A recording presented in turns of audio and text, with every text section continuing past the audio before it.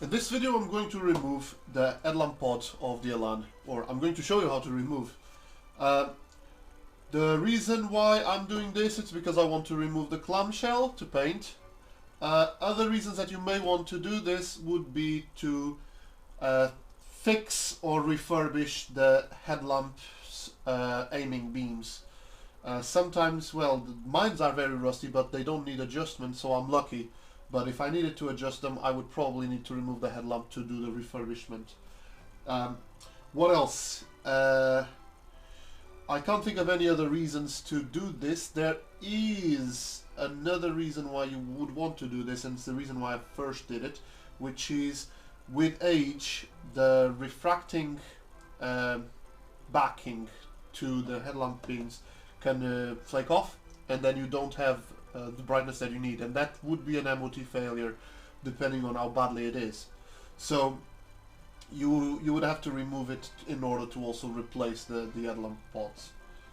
If you like the content on this video, just put a like on it, because it really helps to show the video to other people who may also find it useful if they have an Elan. And if you like the content on the channel, just subscribe. Now, without further ado, I'm going to start showing you how to do this. So the easiest way to do this, for me at least, it's to first of all raise the headlamp pods, and to do that you just need to turn this knob around. I never know which direction, but as you turn it, the headlamp pod starts moving up. Now if you want to make your life easier, you just lift the headlamp pod with your hand, and then it's a lot easier to also turn the knob, and there you go. So now that we have lifted the pod, I'm going to try to show you what we need to do. So it's a bit difficult without being able to see it myself, but this little nut here needs to be removed in order to separate the shaft that raises the lift pod from the shaft that comes from the car on the motor. And we also need to remove the wiring before taking the light pods out. So these are just simple connectors.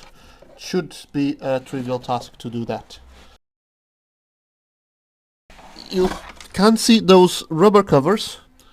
If you need to push them out to get access to the wires, just do it. And there is the second wire. So that is both of the wires dealt with. Now we just need to remove that nut, and once we remove that nut and take that apart, we're going to find that the whole assembly flops down.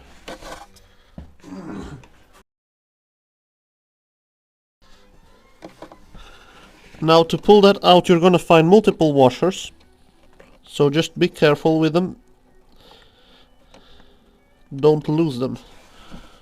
There's one washer next to this nut.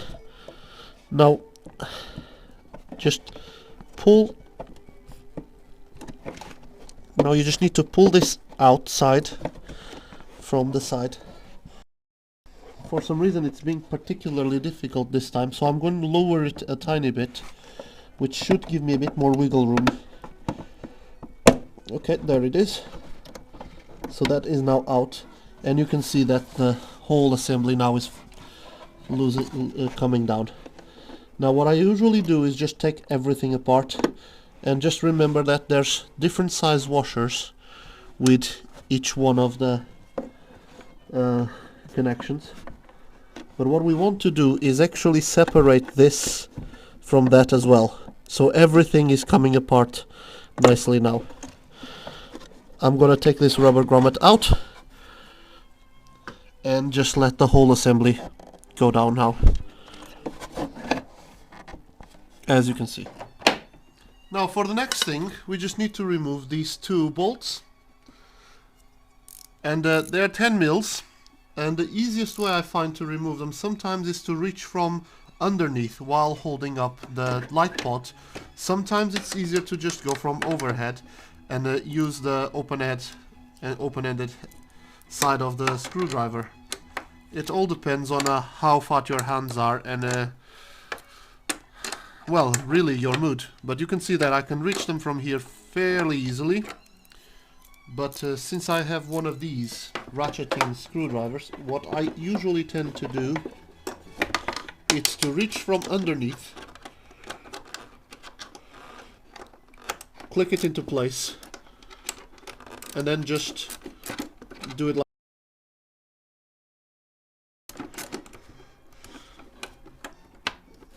now. As you're loosening it up, you're gonna find that it starts to wobble around. This is the adjustment that it allows you to have. So it is important to, when you put it back, to make sure that you adjust it correctly. I will not be showing you how to adjust these because I would not be able to give you good advice on it. But I just, you know, fiddle around with them, open and close the bonnet until everything fits in together. But yeah, there you go. One of them out, and now reaching out to the other one.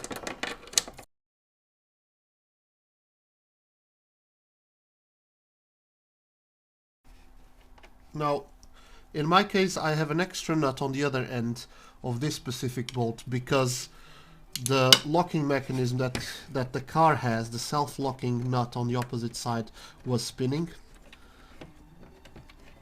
So in order to make sure that it locked in place, I had to add an extra nut, but your car won't have that unless it's in a similar condition to mine. But after all of this, the light pod just comes out by itself. Now, this is what I'm talking about, the adjustment screws rusting and you being unable to readjust the car, the light pods. And of course, you also may have, you know, very old pods that may need replacing. I believe this is actually a new one and this is an old one. That's how to remove the light pod from the Elan. Another trivial task.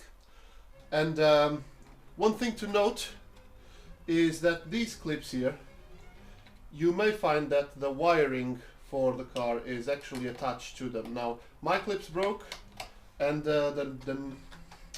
the screws are too rusty to remove, so I just don't bother with them. But this is one of those things that once the clamshell comes out, I will be able to address.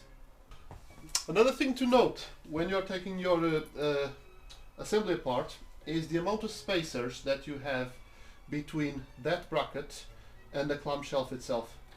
And if you just write it down, you know, it's good. I've lost track of them when I first did the job, and I just had to figure out how many I needed. And in my case, I just have one on each side, but next time I fit this, I will probably have to add more to it.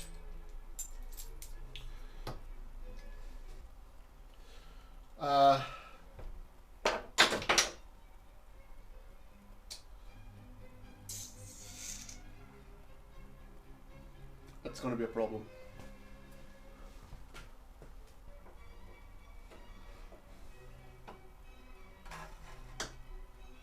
Oh well, that wasn't too bad.